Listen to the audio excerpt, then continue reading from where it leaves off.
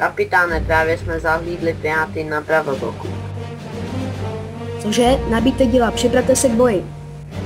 A kurva. Spalte!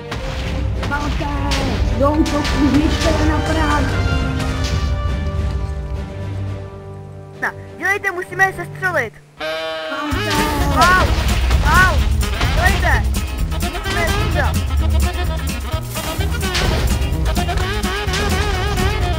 Pojďte vy, Alagáni! Podívejte si, hoří jim loď, vydali jsme!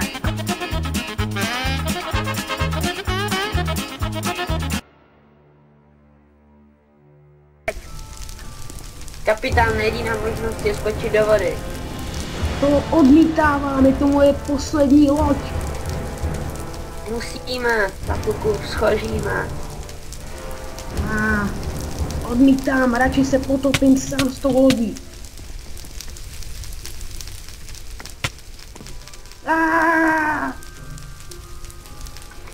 Šílenče, proč jsi mě schodil?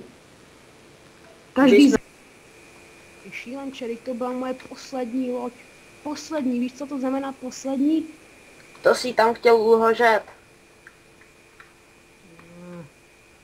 Každý kapitán se má potopit se svou lodí.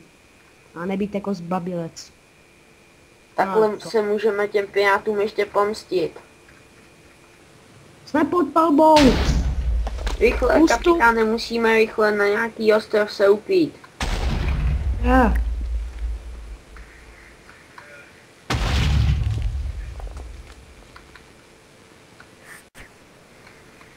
Musíme najít nějaký úkryt.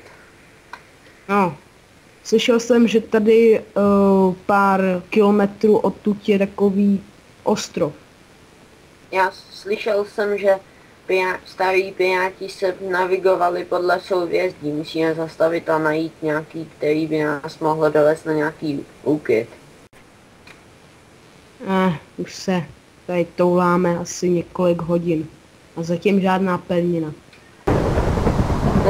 To je strašná bouře, to asi nepřežijeme.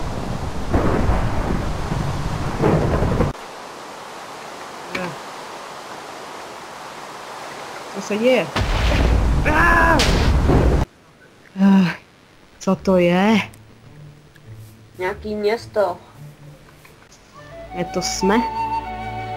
Ta bouře nás někam vyplavila. Vypadá to tak. Hele, rybář, rychle půj.